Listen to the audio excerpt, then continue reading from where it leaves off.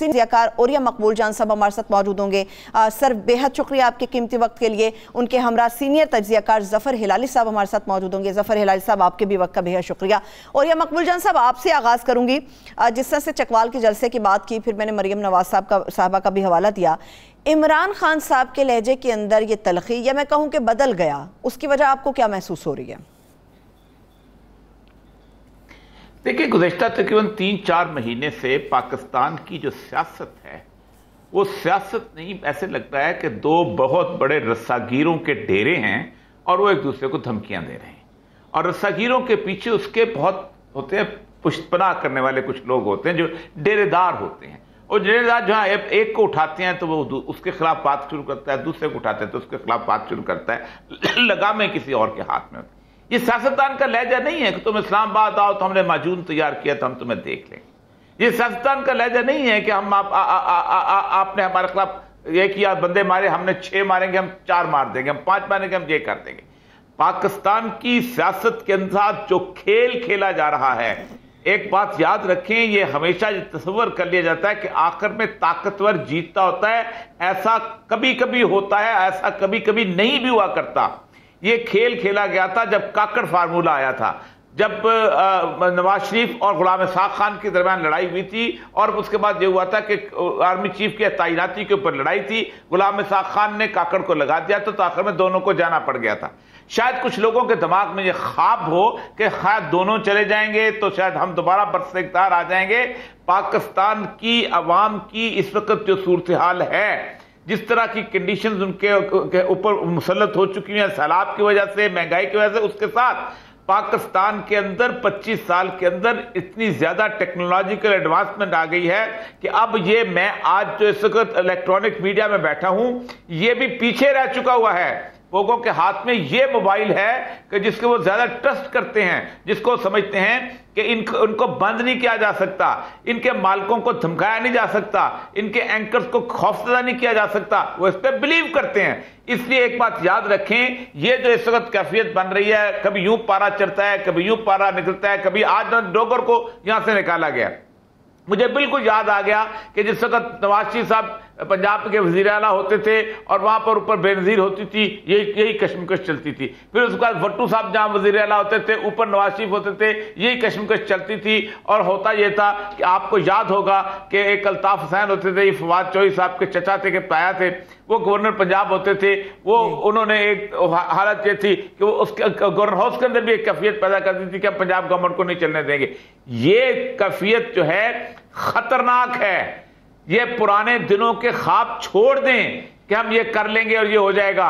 25 मई के दिन आपने 4 या 5 घंटे के बाद या 6 घंटे के बाद इस्लामाबाद फौज के हवाले कर दिया था।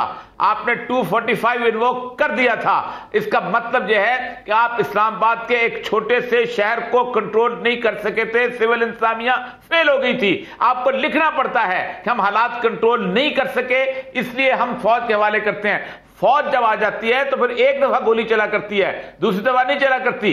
और अगर पब्लिक खड़ी हो जाए तो फिर फौज गोली नहीं चला करती। हमने 77 में देखा हुआ है। तो बात आ जाए, ये जो चेहरे मत देखें कि आज मरियम नवाज उछल रही है तो बात कर रही है, आज इमरान खान उछल रहा है तो बात कर रहा है। ये मुझे बिल्कुल वही कैफियत लग रही है। जो जुल्फकार अली भुट्टो की फांसी के केस का फैसला तफसील से पढ़ लें, कितनी भी उसकी खराबी हो, उसके अंदर जब उसने लिखा है, और बड़ी बड़ी कमाल लिखा उस फैसले के अंदर, लोग खिलाफ करें, लेकिन मैं उसके फैसले को बहुत जेन्युइन समझता हूं। उसमें लिखा है कि अहमद रजा कसूरी के बाप का पुलिस वालों के साथ कोई इख्तिलाफ नहीं था, उनकी कोई जाती दुश्मनी नहीं थी। ऐसा सियासतदान नहीं किया करते, ऐसा बदमाशों के डेरों पे हुआ करता है धमकियां। ये लहजे पाकिस्तान के लोगों को मजीद खराब कर रहे हैं। सही है, ठीक है। ज़फ़र हिलाली साहब, आपको लगता है कि सूरत हाल इसी तरफ बढ़ रही है जिसका इशारा औरिया मकबूल जान साहब कर रहे हैं? जी हाँ, मैं समझता हूँ it is a very apt comment जो औरिया साहब ने कहा है। देखिए, सीधी सादी बात ये, एक नया इमरान खान को इमर्ज करना है।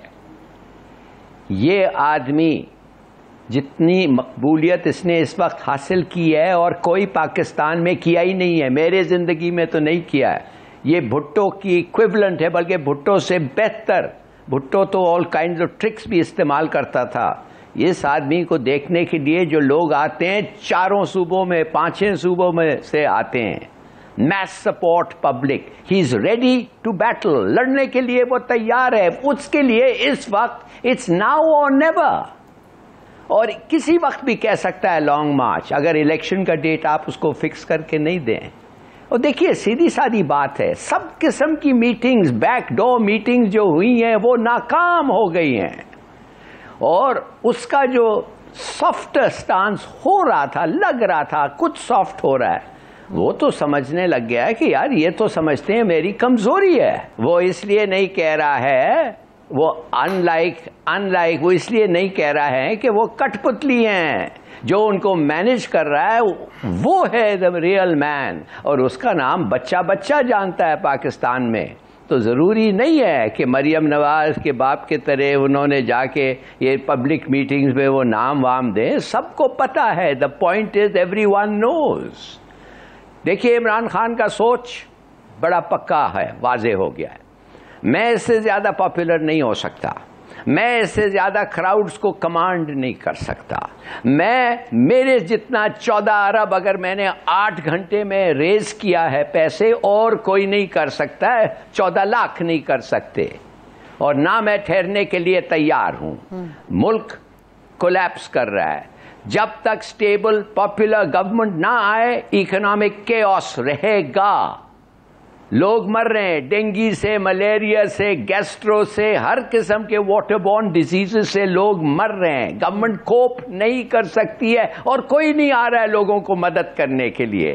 اگر آپ یہ نہیں مانتے ہیں تو 3 MNAs جن کا نام لغاریز ہے، انہوں نے کہا ہے کہ ہم مانتے ہیں کہ کچھ نہیں ہم کر سکتے، لوگ ڈیسپریٹ ہے، ہمیں فکر ہے کہ ہمیں کیا ہوگا، اتنے انپاپولر ہم ہو گئے ہیں. معاف کریے، یہ جو ڈیولپمنٹ ہوا ہے فلڈ کے بعد، میں کہتا ہوں اٹس آن اے پار جو ایسٹ پاکستان کے ساتھ ہوا تھا. ادھر تو خیر 5 لاکھ لوگ ڈوب کے مر گئے، اور اس کے بعد ایک آدمی جو اس کا نارمل سپورٹ تھا تو وہ ہیرو بن گیا اور ہر سیٹ جیت گیا ان کے الیکشنز میں. مگر یہ کچھ نہیں ہو رہا ہے. لوگ کہہ رہے ہیں nothing is happening to help them. تو میرے خیال میں یہ تیار ہے، اور یہ اس کا وقت ہے.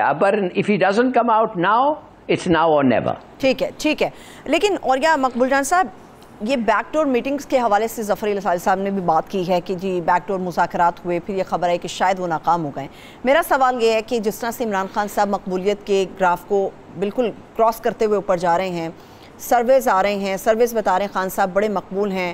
سرویز یہ بھی کلیم کر رہے ہیں کہ ممکن ہے 2023 کے اندر جو وزیر اعظم کی نشست ہو وہ عمران خان صاحب کے حصے میں دوبارہ سے آ جائے. اگر عمران خان صاحب اتنے مقبول ہیں، پاکستان کی یوتھ ان کے ساتھ ہے، ایک بڑی عوامی طبقہ ان کے ساتھ ہے، تو انہیں بیک ڈور مذاکرات کی ضرورت کیا ہے؟ اگر ہو رہے ہیں تو کیوں ہو رہے ہیں؟